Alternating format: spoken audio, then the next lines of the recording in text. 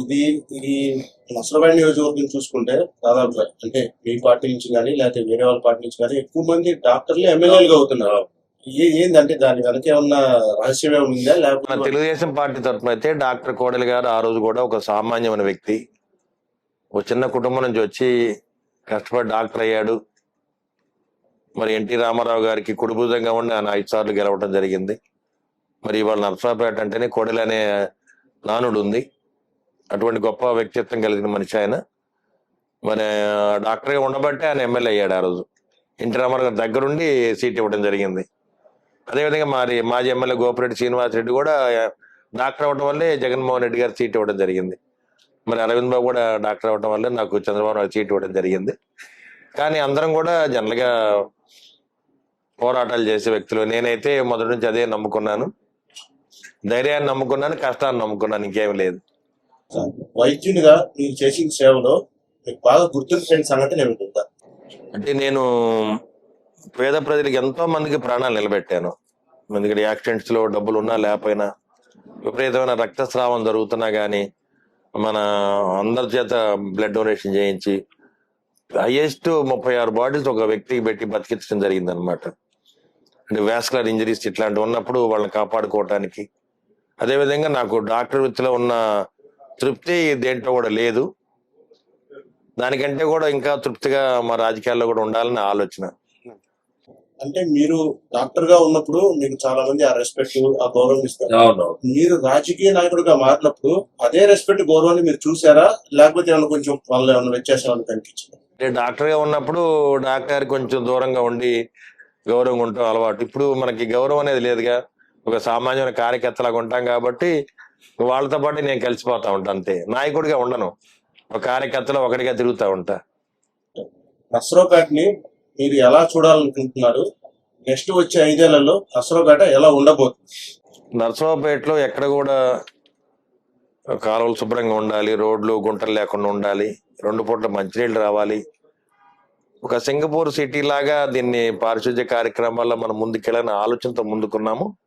అదేవిధంగా ప్రభుత్వం కూడా ఇప్పుడు పురపాలక శాఖ మంత్రి నారాయణ గారు కూడా ఇప్పుడు వేస్ట్ డిస్పోజల్ మీద, పొల్యూషన్ కంట్రోల్ మీద, వీటి మీద ఎక్కువ దృష్టి పెట్టారు. కాబట్టి మాక్సిమం ప్రజలు కోరుకునేది పారిశుద్ధ్యం ఒకటి, 2 పూట్ల మంచినీళ్లు, కాలువలు శుభ్రం చేయటం, వీటి మీదే సాధ్యత మా పనిచేస్తూ ఉంటాను.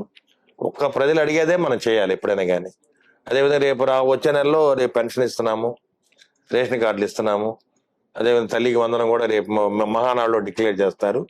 రైతు బంధు పథకాన్ని కూడా మేము రైతులకు రుణము ప్రతి రైతుకి 20,000 రూపాయలు బ్యాంకులో డిపాజిట్ చేస్తాం. ఏదైతే ఇచ్చిన హామీలు ఉన్నాయో అన్ని నెరవేరుస్తాం. జూన్ లోపల అన్ని అమలు చేస్తాం. యువతకి ఉద్యోగ అవకాశాలు కల్పించడంలో మీరు ఎలాంటి వ్యూహం చేయాలనుకుంటున్నారు? ముఖ్యంగా ఈ మన నసరావుపేట మేము గవర్నమెంట్ వచ్చిన ఉమ్మడి కూటమి ఏర్పడిన తర్వాత ప్రతి రంగంలో ఉద్యోగ అవకాశాల కోసం మేము ప్రయత్నం చేస్తూ ఉన్నాము. ఎక్కడైతే ఖాళీలు ఉన్నాయో దాదాపు నర్సరావుపేట అసెంబ్లీలో ఇప్పటి వాటికి మేము 300-400 ఉద్యోగాలు ఇవ్వడం జరిగింది. అవుట్ సోర్సింగ్ జాబ్స్ ఎక్కడైతే ఖాళీలు ఉన్నాయో వెంటనే ఫిలప్ చేశాము. మున్సిపాలిటీలో కానీ, అదేవిధంగా మన సోషల్ వెల్ఫేర్ హాస్టల్స్లో కానీ, అంగన్వాడీ కేంద్రాల్లో కానీ అందరినీ ఎక్కడ అవకాశాలు ఎక్కడ ఉంటే అక్కడ ఫిల్ చేస్తూ ఉన్నాము. నారా లోకేష్ బాబు గారు ఏదైతే పిలిపించారో దానికి అనుసంధానంగా మేము కూడా ఉద్యోగాలు క్రియేట్ చేస్తూ P4 వల్ల ప్రైవేట్ కాలేజీల్లో డేటా ఎంట్రీ ఆపరేటర్స్గా, అటెండర్లుగా, స్వీపర్లుగా, ఇట్లా పారిశుద్ధ్య కార్మికులుగా ప్రతి రంగంలో మేము అందరినీ కూడా ఇన్వాల్వ్ చేస్తూ ఉన్నాము. మరి JNT కాలేజీలో కానీ, గవర్నమెంట్ హాస్పిటల్లో కానీ ప్రతి చోట ఎంప్లాయీస్ని పెట్టడం జరిగింది. ఎవరైతే కార్యకర్తలు, అది ఎవరైనా పేద ప్రజలు ఉన్నారో వాళ్ళకి ఉద్యోగ అవకాశాలు కల్పించామన్నమాట. తప్పనిసరిగా నారా లోకేష్ బాబు గారు ప్రతి సంవత్సరం 5 లక్షల ఉద్యోగాలు ఏ విధంగా ఇస్తా అన్నారో 4 లక్షలు, దాన్ని క్రియేట్ చేయడానికి మేము కూడా మా వంతు బాధ్యతగా ఎన్రోల్ చేస్తున్నాము. ఆ లిస్ట్ కూడా స్టేట్ పార్టీ ఆఫీస్ కి నారా లోకేష్ బాబు గారికి పంపిస్తున్నాం. మీరు మీ నియోజకవర్గ ప్రజలతో ఎటువంటి అనుబంధం మీరు ఏర్పరచుకుంటున్నారు? అంటే నిన్నటితో ఈ రోజు పోలిస్తే లేకపోతే ఈ రోజుతో రేపు వాళ్ళ నీడ్స్ కానీ, వాళ్ళ వాంట్స్ కానీ మీకు ఏ విధంగా వాళ్ళ నుంచి వచ్చే ఈ యొక్క క్వైరీస్ మీరు ఎలా దాన్ని రిజాల్వ్ చేయాలి? మా కార్యకర్తలు అందరూ కూడా LIG, MIG గ్రూప్స్ అన్నమాట. లో ఇన్కమ్ గ్రూప్ వాళ్ళు, మిడిల్ ఇన్కమ్ గ్రూప్ వాళ్ళు, వాళ్ళందరూ కూడా చిన్న చిన్న ఉద్యోగాలు కల్పించడం, ఆర్థిక పరంగా భరోసా ఉంటాం మనం. చాలా మందికి ఇప్పుడు కూడా నేను ఇంటి అద్దె కట్టలేకపోతే ఇంటి అద్దె కడతాను ఉంటాను. పిల్లల చదువులకి డబ్బులు ఇస్తా ఉంటాము. ఇవన్నీ కూడా మా ఇంట్లో మెంబర్స్ ఎలా ఉంటారు, ఫ్యామిలీ మెంబర్స్, నా పార్టీ కార్యకర్తలు అందరూ కూడా నాకు అలానే ఉంటారు. ఆఖరికి వైసీపీలో ఉన్న కార్యకర్తలు, నాయకులు కూడా మన దగ్గరికి వచ్చి వారి అవసరాల కోసం కానీ వాళ్ళ అభివృద్ధి కూడా మమ్మల్ని అడుగుతూనే ఉంటారు. మేము అది కాదనం అనమాట. ఎందుకంటే డాక్టర్గా నేను అందరి వాడిని, ఎమ్మెల్యే కూడా అందరి వాడిని. టీడీపీ కావచ్చు, జనసేన, బీజేపీ కావచ్చు, కమ్యూనిస్ట్ పార్టీ ఉద్యమ నాయకులు కావచ్చు, అదే వైసీపీలో ఉన్న కార్యకర్తలు కావచ్చు, అందరూ కూడా నాతో వచ్చి కలిసి మాట్లాడే చనువు అయితే నేను ఇవ్వడం జరిగింది. మీకు ఓటు వేసిన వాళ్ళలో మీరు వాళ్ళకి ఇచ్చిన ప్రధాన పనుల్లో మ్యాక్సిమం ఎంతవరకు నెరవేర్చారు ఇప్పటి వరకు? అంటే ఇప్పుడు 5 ఏళ్లలో నా 1 సంవత్సరం గడిచింది కాబట్టి సాధ్యమైనంతటికి మేము ఒక 80% ఇచ్చిన హామీలు నెరవేర్చుకున్నాము. అయినా కానీ ఇంకా 4 ఏళ్ళు కూడా పనిచేయాలి. ఇదే హామీలు నెరవేరుస్తూ ముందుకు వెళ్లాల్సిందే. అంటే చంద్రబాబు నాయుడు గారు ఏదైతే ఆలోచన చేశారో, నారా లోకేష్ బాబు గారు ఏ విధమైన నడవడిక ఉందో దాన్ని మేము ఫాలో అవుతుంటాము. తప్పనిసరి వారు ఇచ్చిన ప్రతి అణువణువు ఫాలో అవుతుంటాం అనమాట. ఇప్పుడు పల్లె నిద్ర పెట్టమన్నారు, పల్లె నిద్ర చేస్తున్నాం వారానికి 1 గ్రామానికి. అదేవిధంగా అన్ని గ్రామాలు రోజు 2-3 గ్రామాలు పర్యటన చేస్తూ ఉంటాము. ప్రజలకు ఎప్పుడు అందుబాటులో ఉంటాం. ఈ ఎమ్మెల్యే కనపడలేదు, ఈ ఎమ్మెల్యేని మేము చూడలేదు, ఇవాళ ఈ ఎమ్మెల్యే మాకు అందుబాటులో లేడు అనే మాట రాదు. నేను ఉదయం నుంచి సాయం దాకా ఇక్కడే ఉంటా. మీడియా సోదరులు వచ్చినా, మరి మా మహిళలు వచ్చినా అందరికి అందుబాటులో ఉంటాను. అదొకటి మాత్రం చేయాలి. ఎందుకు ఒక ఎమ్మెల్యేగా మనం అందుబాటులో ఉంటే కొన్ని పనులు ఇవాళ జరగకపోవచ్చు, 6 నెలల తర్వాత జరగవచ్చు. అన్నింటిని కూడా అర్థం చేసుకునే మనసు కార్యకర్తలకు ఉంది, ప్రజలకు ఉంది. కాబట్టి తప్పనిసరిగా మా ఉద్దేశం అంతా కూడా రైతులను కాపాడుకోవాలి, ఆరి వయసులు వ్యాపారాలు బాగుండాలి, చదువుకున్న బిడ్డలకు ఉద్యోగాలు రావాలి, పేద ప్రజలందరూ కూడా సంతోషంగా ఉండాలనే ఆలోచన అందరికీ ఉంది. నా ఒక్కడికే కాదు, మా కార్యకర్తల నాయకులు కూడా చేతన సహాయం వాళ్ళు చేస్తానంటారు. కొన్ని కుటుంబాలు పాపం పూట గడవలేని పరిస్థితిలో ఉంటే మా మహిళా నాయకులు చాలా మంది బియ్యం పంపిస్తారు, కూరగాయలు పంపిస్తారు, ఇట్లా చాలా చేస్తుంటారు. పాపం నాకు తెలియకుండా కూడా ఎన్నో చేస్తుంటారు. అంటే మా డాక్టర్ చేశారని వాళ్ళే చేస్తుంటారు. అట్లా ఎంతో పాపం ఒక మంచి మనసుతోటి అందరు చేస్తా ఉంటారు. దానికి చాలా సంతోషపడతా ఉంటారు. ఇట్లాగే మీకు ఓటు వెయ్యని వారికి కూడా మీరు ఇట్లాంటి సేవలు అందిస్తారా? ఇది నిజమేనా? బయట అయితే చేస్తారని చెప్తున్నారు. నాకు ఓటు వేయని వాళ్ళకు కూడా ఇదే చేస్తాం. ఎందుకంటే వాళ్ళ కష్టంతో వస్తే గనక, ఇవాళ ఒక విలేజ్ నుంచి వచ్చారు, మన పార్టీ కాదు, తల్లిదండ్రులు చనిపోయారు పాపం. పాప 10th క్లాసు, పిల్లవాడేమో 6వ క్లాసు. తల్లిదండ్రులు చనిపోతే వాళ్ళ నాయనమ్మ దగ్గరుండి వాళ్ళని చదివిస్తుంది. ఆమెకు పక్షపాతం వచ్చింది. వారిని నేను రమ్మని చెప్పి హాస్పిటల్లో చేర్చాను. ఇప్పుడే చేర్చి ఆర్థిక పరంగా వాళ్ళకి ఆదుకుంటున్నాను. వాళ్ళ పిల్లలు కూడా నేను చదివిస్తానని చెప్పడం కూడా జరిగింది అనమాట.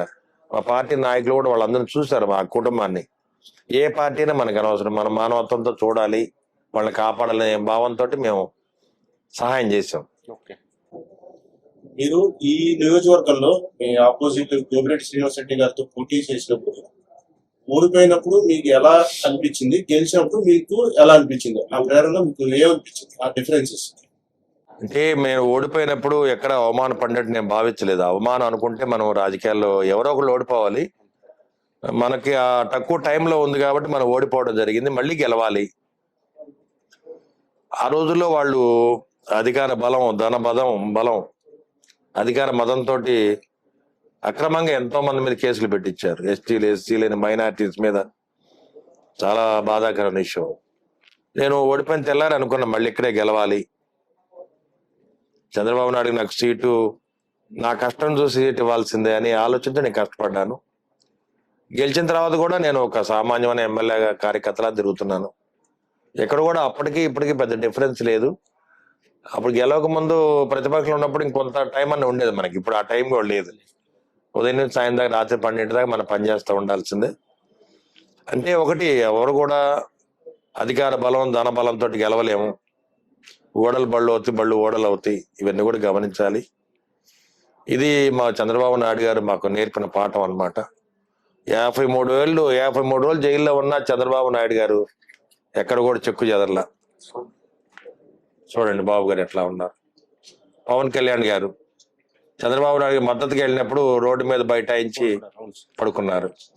నారా లోకేష్ బాబు గారు చూడండి, యువగల పాదయాత్రలో ఎన్ని అవమానాలు పెట్టినా గానీ, కాళ్ళకి బొబ్బలు ఎక్కినా గానీ, మరి 260 రోజులు తిరిగారు. 3600 కిలోమీటర్లు ప్రయాణం చేయడం జరిగింది. చూడండి వీళ్ళ ఫోటోలు, ఎంత బాధపడతామో చెప్పండి. చంద్రబాబు నాయుడు జైల్లో ఉన్నప్పుడు మా పిల్లలు ఎవరు కూడా భోజనం కూడా చేయలే. 53 రోజులు జైల్లో ఉంటే 53 రోజులు కూడా శిబిరాలు నిర్వహించాము. అందరం కూడా అండగా ఉన్నాం. మీరు ప్రతిపక్షంలో ఉండగా మీరు నేర్చుకున్న కీలక విషయాలు ఏంటి?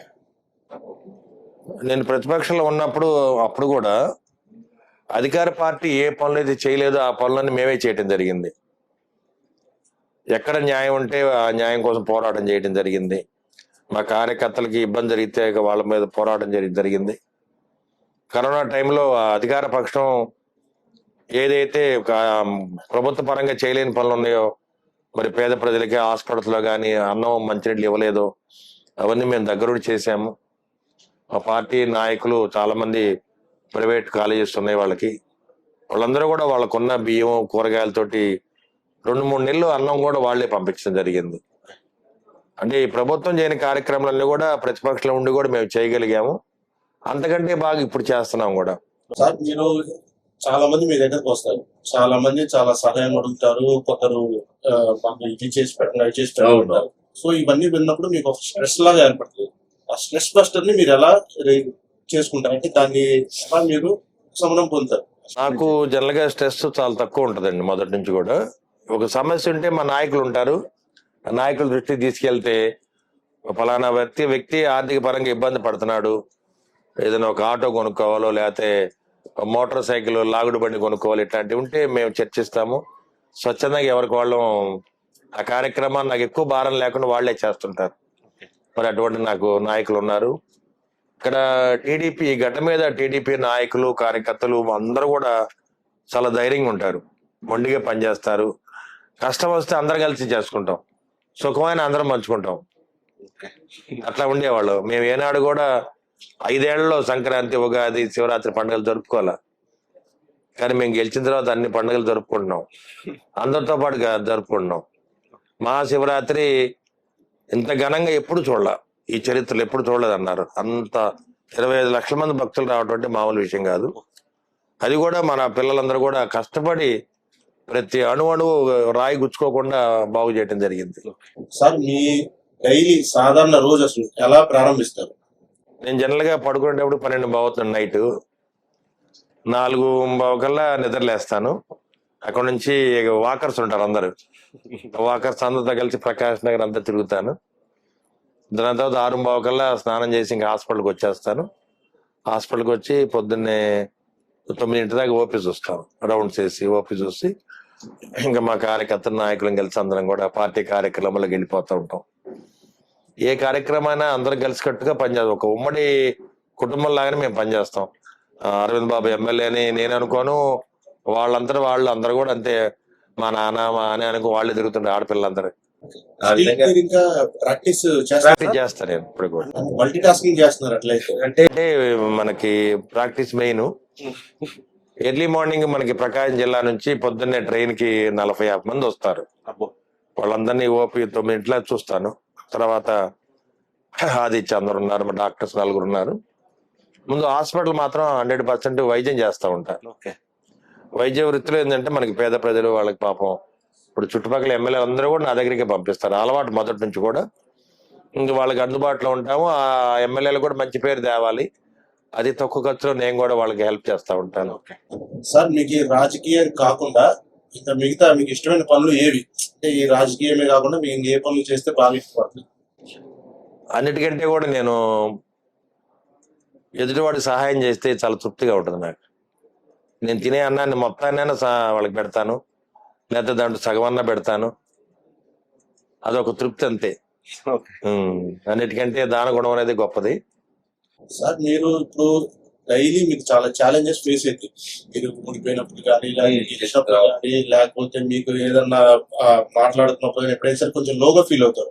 ఫీల్ అయినప్పుడు మీకు మొదటిగా గుర్తుకు వచ్చే వ్యక్తి ఎవరు?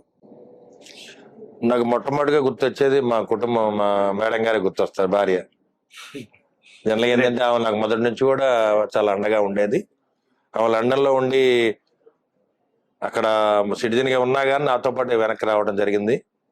నాతో పాటు కష్టాల్లో ఉన్నది. చాలా చిన్న ఇళ్లలో ఉండేవాళ్ళు మొదట 35 years బ్యాక్. ఈ పక్కనే పనస తోట ఉంది, నిమ్మ తోట.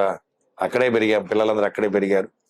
మాకు అన్ని వాతావరణాలు కూడా తెలుసు. లో ఇన్కమ్ గ్రూప్ ఎలా ఉంటుంది, మిడిల్ ఇన్కమ్ గ్రూప్ ఎలా ఉంటారు, హైయర్ ఇన్కమ్ గ్రూప్ ఎలా ఉంటారు, అందరితోటి అంతా ప్రయాణం చేశాం మేము. అదే మేడం గారు వాళ్ళు అయితే వాళ్ళ తాతయ్య గారు ఎమ్మెల్యే చేశారు. తర్వాత సినిమా ఫీల్డ్ కూడా వాళ్ళకి ఎక్కువగా సి పుల్లయ్య గారు, సివికి రావు గారు, సిఎస్ రావు గారు, పసుపులేటి కన్నమ్మ గారు, వీళ్ళందరూ కూడా ఎన్టీ రామారావు గారితో దాదాపు 36 సినిమాలు తీశారు. ఆ ఆ రోజుల్లో చాలా ఫేమస్ ప్రొడ్యూసర్ గా, డైరెక్టర్ గా. అదేవిధంగా గీతా ఆర్ట్స్ దాంట్లో కో ప్రొడ్యూసర్స్ గా ఉంటారు చిరంజీవి గారి ఫ్యామిలీస్ తో. చిరంజీవి గారు, పవన్ కళ్యాణ్ గారు వీళ్ళందరూ కూడా మద్రాసులో టీ నగర్ లో మా అమ్మమ్మ గారి ఇల్లు ఉంటుంది, ధనలక్ష్మి అమ్మ అని. ఆమె life time censor board member మా చెన్నైలో. వాళ్ళ ఇంట్లోనే ఉండేవారు పైన. చాలా అనుబంధం మాకు. ఇప్పుడు కూడా మేము రాకపోకలు వెళ్తానే ఉంటాం వాళ్ళ దగ్గరికి. ఇప్పుడు కూడా మీకు సినిమాలతో ఏమైనా టచ్ ఉంది సార్ మరి? ఉందండి. ఇప్పుడు కూడా చిత్తల నాగరాజు గారు, అదేవిధంగా చదలవాడ తిరుపతిరావు గారు, ఎన్వి ప్రసాద్ అంతా మా ప్రొడ్యూసర్ ఉన్నారు, మా పిల్లలంతా. అంటే హైదరాబాద్ మనకి తిరుపతిలో చదలవాడ కృష్ణమూర్తి గారు, వీళ్ళందరూ మేమందరం కజిన్స్. అదనమాట. సార్, మీపై వచ్చిన విమర్శల్లో మీకు ఎక్కువగా బాధ కలిగించిన విషయం ఏంటి? అంటే మాజీ ఎమ్మెల్యే గోపిరెడ్డి శ్రీనివాస్ రెడ్డి ఎప్పుడు కూడా కుట్రలు కుతంత్రాలు చేస్తా ఉంటాడు. అవన్నీ నేను చేస్తున్నట్టుగా అతను ప్రేరేపిస్తా ఉండేవాడు. నేను ఎప్పుడు కూడా అటువంటి ఆలోచనతో నేను ప్రయాణం చేయను అసలు. ఎందుకంటే గ్రామాలు బాగుండాలి, రైతు కుటుంబాలు బాగుండాలి, అన్ని కుటుంబాలు బాగుంటేనే ఈ వ్యవస్థ ముందుకు వెళ్తుంది. ఎందుకంటే ప్రతి కుటుంబం కూడా రోజు కష్టపడి, ఒక సిమెంట్ కార్మికుడు కష్టపడి ఇంటికి వచ్చి సంతోషంగా పిల్లలతో ఉందాం అనుకుంటాడు. కానీ ఆ వైసీపీ ప్రభుత్వంలో ఉన్నప్పుడు లాగా వీడు తెలుగుదేశం పార్టీ వాడు వీడి మీద కేసు పెట్టి వీడిని ఏడిపిద్దాము, ఇటువంటి ఆలోచన ఎప్పుడు మనకు ఉండవు. అటువంటి దుర్మార్గపు ప్రకటనలు చేసినప్పుడు మనకి బాధ చేస్తూ ఉంటుంది. మీకు ఈ సోషల్ మీడియా మీ రాజకీయ ప్రస్థానానికి ఎలా ఉపయోగపడుతుంది? అంటే గడిచిన 5 ఏళ్లుగా ఈ సోషల్ మీడియా కంటే కూడా డైరెక్ట్ గా గడప గడపకి వెళ్ళటమే మాకు ఉపయోగపడింది. సోషల్ మీడియా అనేది మేము చేసిన కార్యక్రమాలు ప్రజల్లోకి తీసుకెళ్ళాలి. ప్రజల్లోకి తీసుకెళ్ళినప్పుడు డాక్టర్ గారు ఏ విధంగా అన్ని కష్టాలు మర్చిపోయి కూడా ప్రతి గడపకి వెళ్తున్నాడు. ఇప్పుడు వైసీపీ గడపలు కూడా మేము చాలా దొక్కాం. అందరూ కూడా అభిమానులు నాకు ఓట్లు వేశారు, గోపిరెడ్డిని చేదరించుకున్నారు, అరవింద్ బాబుని గెలిపించాలి అని ఒక ఆలోచనతోటి నా మంచి మనసు తెలుసు కాబట్టి వాళ్ళకి గెలిచిన తర్వాత కూడా ఆయన వైసీపీ వాళ్ళు కూడా ఎటువంటి ఇబ్బందులు పెట్టడు అనే ఆలోచన వాళ్ళకు ఉంది. అటువంటి ఆలోచన ఉన్నప్పుడు వాళ్ళు కూడా నాకు మద్దతు ఇవ్వడం జరిగింది. ఇప్పుడు కూడా వాళ్ళు ఏదన్నా సహాయం అడిగితే మేము తప్పని చెయ్యాలి, చేసే బాధ్యత మేము తీసుకున్నాము.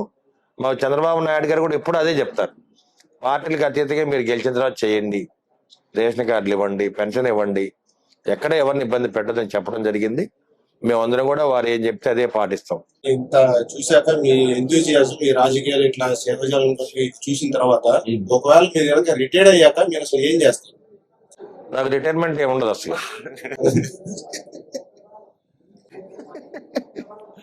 నాకు రిటైర్మెంట్ ఉండదు. డాక్టర్గా అయినా పని చేసుకుంటాను, రైతుగా పనిచేస్తాను, రాజకీయాల్లో ఉంటాను. ఎక్కడ కూడా రిటైర్మెంట్ ఉండదు. చంద్రబాబు నాయుడు గారే మాకు ఆదర్శం అందరికీ. చంద్రబాబు నాయుడు గారు, నరేంద్ర మోడీ గారు ఒకే వయసున్న వ్యక్తిత్వం గలవాళ్ళు. ఆయన భారతదేశం కోసం పనిచేస్తుంటే చంద్రబాబు నాయుడు గారు ఆంధ్ర రాష్ట్రం కోసం పనిచేస్తున్నారు. మనందరం కూడా పాక్తో యుద్ధం జరుగుతుందంటే మనం కూడా యుద్ధానికి వెళ్దామనే ఆలోచన మరి ఉమ్మడి కుటుంబ నాయకులు, కార్యకర్తలు కలిగిందంటే మరి మన దేశాన్ని, రాష్ట్రాన్ని ఏ విధంగా ప్రేమిస్తున్నారో మనం అందరం కూడా ఒకసారి ఆలోచించాలి. సార్, యువత ఈ రాజకీయాల్లోకి రావాలంటే మీరు అసలు ఏం సలహా ఇస్తారు? అసలు అది సాధ్యపడుతుందా? యువత రాజకీయాల్లో ఉండాలి. రాజకీయాల్లో ఉంటేనే చదువులో వాళ్ళు రాణిస్తారు. డెఫినెట్గా ఎప్పుడైనా కానీ అంతే. చదువులో ఉండి రాజకీయాల్లో ఉన్న వ్యక్తులే బాగా రాణిస్తారు. ఎందుకంటే పేద ప్రజల కష్టాలు తెలుస్తాయి, ప్రజల్లోకి ఏమేమి కష్టాలు ఉంటాయి తెలుస్తాయి. అవి తెలుసుకోకుండా ఊరికే చదువుకుంటూ పోయి 100 మార్కుల ఉపయోగం ఉందండి. ఒక డాక్టర్గా మనం చదివాము, జనాల్లోకి వెళ్తే కదా పేద ప్రజలు ఎట్లా ఉండేది, మరి స్లమ్ ఏరియాస్ లో ప్రజలు ఎట్లా జీవిస్తున్నారు, వాళ్ళ వాతావరణం ఏ విధంగా ఉంది అని చూడాలి. చూస్తేనే మనకి తెలిసేది. అందుకనే చదువుకుంటూ రాజకీయాల్లో ఉన్నాం అనుకోండి, మనకి అన్ని కష్టాలు తెలుస్తాయి. పేద ప్రజలకు అండగా ఉండాలి, మనం ఏ విధంగా సహాయం చేయాలి వాళ్ళకి, అది అటువంటి ఆలోచన వస్తుంది. మరి పుచ్చలపల్లి సుందరయ్య గారు ఉన్నా, ఎన్ రాజేశ్వరరావు గారు ఉన్నా, మరి ఎన్టీ రామారావు గారు ఉన్నా. ఎన్టీ రామారావు గారు చిన్న రైతు కుటుంబంలో ఉండి మరి హోటల్స్ కి పాలు పోసి చదువుకొని ఏసీ కాలేజీలో చదువుకున్నారు. ఈ విధంగా మరి ఎంతో మంది కష్టపడి పైకి వచ్చారు. అందుకని చదువుతో పాటు మన సంఘంలో కూడా తిరగాలి. సంఘంలో ఏం జరుగుతుంది, ఈ సమాజంలో ఏం జరుగుతుంది అని చూడాలి వాళ్ళు. ఇప్పుడు మనతో పాటు చదువుకునే పిల్లలు కొన్ని వేల కోట్ల అధిపతులు మనతో పాటు చదువుకుంటారు. మరి చిన్న చిన్న గ్రామాల నుంచి వచ్చినప్పుడు మనతో పాటు చదువుకుంటారు. కానీ అందరం కూడా కలిసిమెలిసి ఉండాలి, అందరం కూడా ఒకే వ్యక్తితో ఉండాలని చెప్పి మాకు మెడికల్ కాలేజ్ నేర్పుతుంటారు. అదే మాకు అలవాటు. సార్, ఓటింగ్ సమయంలో ఈ 2024 ఎన్నికల్లో ఓటింగ్ సమయంలో మీకు ఏదన్నా మంచిగా అంటే బాగా మజా వచ్చిన సంఘటన ఏమనిపించింది? అసలు ఆ రోజు మీకు ఎలా గడిచింది? నేను ఉదయం ప్రతి పోలింగ్ బూత్ కి వెళ్తుంటే అంత ప్రజలు చక్కగా వాళ్ళ మొహాలు చూస్తే నాకు అర్థమైంది, నన్ను గెలిపిస్తున్నారు మంచి మెజారిటీ తోటి అనే ఆలోచన అప్పుడే మొదలైంది. ఆ విధంగా అన్ని బూతులు తిరిగాను. పబ్లిక్ కూడా అంతే, ఓటర్స్ అందరూ కూడా ఈసారి అరవింద్ బాబుని గెలిపించాలి అనే ఆలోచన వాళ్ళకి కలిగింది. అప్పుడే అర్థమైంది పొద్దున్న 8కే ఇంకా మన ప్రభుత్వం వచ్చింది, చంద్రబాబు నాయుడు గారు ముఖ్యమంత్రి అవుతున్నాడు, అరవింద్ బాబు ఎమ్మెల్యే అవుతున్నాడు అని చెప్పి అందరికీ సంతోషం వేసింది. చాలా సంతోషకరమైన రోజు అది. ఆ రోజు కూడా ఎలక్షన్ కౌంటింగ్ జేఎన్టీ కాలేజీలో జరిగింది. అది కూడా మాకు మంచి కలిసి వచ్చే అవకాశం అన్నమాట. లాస్ట్ టైం 2019 గుంటూరులో జరిగినప్పుడు ఓడిపోయిన తర్వాత మా మీద ఎన్నో దాడులు జరిగినాయి. ఓడిపోయిన ఎమ్మెల్యేల మీద, కార్యకర్తల మీద, నాయకుల మీద వైసీపీ గూండాలు రాళ్లు వేశారు, కారు అద్దాలు పగలగొట్టారు. ఇది మంచిది అంటారా? మంచిది కాదు కదా. రాజకీయాలు ఎప్పుడు మనం దాడులు చేయలేదు. ఎలక్షన్ రోజు గొడవలు జరిగినాయి మాజీ ఎమ్మెల్యేకి మాకు, ఇంకా అంతే ఒక్కరోజే. ఎప్పుడు కూడా గొడవల జోలికి వెళ్ళం మేము. అందరిని కూడా ఇప్పుడు చాలా మంది కిరాయి గొండలు తయారు చేశాడు, వాళ్ళందరూ కూడా ఇవాళ గ్రామాల్లో లేరు. అది మంచి పద్ధతి కాదు. ఎన్నో కుటుంబాలు పాడైపోయినాయి, నువ్వెక్కడ వాళ్ళు ఆదుకోవట్లేదే. కానీ మేము అట్లా కాదు, మా కార్యకర్తలు కాపాడుకుంటాం, మీ కార్యకర్తలు కూడా మేమే కాపాడుతాం, అది కూడా మేము మాట ఇచ్చాం. అందుకని చంద్రబాబు నాయుడు కష్టాన్ని మేము ఎప్పుడు మర్చిపోలేము, చంద్రబాబు నాయుడు గారి కన్నీళ్లు మేము ఎప్పుడు మర్చిపోము, నారా లోకేష్ బాబు కష్టం మర్చిపోము, పవన్ కళ్యాణ్ గారి పట్టుదల కూడా ఎప్పుడు మర్చిపోయాం మేము. వాళ్ళు చేసిన కష్టాలు, త్యాగాలు మమ్మల్ని అందరూ కూడా ఒక ఎమ్మెల్యేలు గెలిపించారు. మరి ఆంధ్ర రాష్ట్రాన్ని ఈ విధంగా నిలబెట్టడానికి వారే ముఖ్యమైన కారణం. సార్, ఇప్పుడంటే మీరు ఎమ్మెల్యే అయ్యారు, అందరూ గుర్తిస్తున్నారు, ఓకే. అసలు మిమ్మల్ని ఈ జర్నీ చూడకుండా మొట్టమొదటిగా మిమ్మల్ని నువ్వు ఎమ్మెల్యే అవుతావు అని గుర్తించిన వ్యక్తి ఎవరైనా ఉన్నారండి, మా డాక్టర్లు చాలా మంది ఉన్నారు. నా సర్వీస్ చూసి మా ఒక డాక్టర్ చెప్పారు నాకు, అరవింద్ ఒకసారి ఎమ్మెల్యే గ్యారెంటీ అవుతావు అని చెప్పాడు. అదేవిధంగా చిన్నప్పుడే మా అమ్మమ్మ కూడా అనేది, ఫస్ట్ చెప్పిన వ్యక్తి మా అమ్మమ్మ, నీకు ఎప్పటికైనా మంచి రాజకీయ యోగం ఉందయ్యా, చక్రవర్తి యోగం. మరి ఆ టైంలో మీ బిలీవబిలిటీ ఎలా ఉంది సార్? మరి నేను నమ్ముతా, మా అమ్మమ్మ చెప్తే బ్రహ్మవాక్లాగా అనిపించేది నాకు. ఎందుకంటే ఆమె ఎన్నో వేదాలు పారాయణం చదివిన మంచి. ఎప్పుడు ఆమె 70-80 ఏళ్ళ క్రితమే ఒక సెకండ్ గ్రేడ్ టీచర్, ఆమె ఇంగ్లీష్ బ్రహ్మాండంగా మాట్లాడుద్ది, ఆక్స్ఫర్డ్ ఇంగ్లీష్. మా అమ్మమ్మ మమ్మల్ని పెంచింది, చక్కటి ఇంగ్లీష్ మాట్లాడుద్ది ఆ రోజుల్లోనే. ఆమె అనేది ఆ వాక్శుద్ధి నాకు ఇప్పుడు కూడా గుర్తే ఉంటది. సార్, మీ ఫ్యామిలీ నుంచి మీకు వచ్చిన ఫన్నీ కామెంట్స్ ఏంటి? మా ఫ్యామిలీ నుంచి జనరల్ గా అరవింద్ బాబు ఏది పట్టించుకోడు, అన్ని ఈజీగా తీసుకుని వెళ్తాడు, ఈయనకి మోసం చేసే వాళ్ళని అంతే చూస్తాడు, సహాయం చేసేవాడిని అంతే చూస్తారు, సీరియస్ గా ఏది పట్టించుకోరు అనుకుంటారు. అయినా కానీ నా కుటుంబ సభ్యులు నా భారం అంతా ఇంట్లో మేడం గారు, పిల్లలు వాళ్ళే మోస్తుంటారు, నన్ను అయితే ప్రశాంతంగా ఉండనిస్తారు. ఓకే సార్, ఈ రాజకీయాల్లో డబ్బులు పంచితేనే గెలుస్తారని చెప్పి అంటున్నారు, అసలు ఇది మీరు ఎంతవరకు ఏకీభవిస్తారు?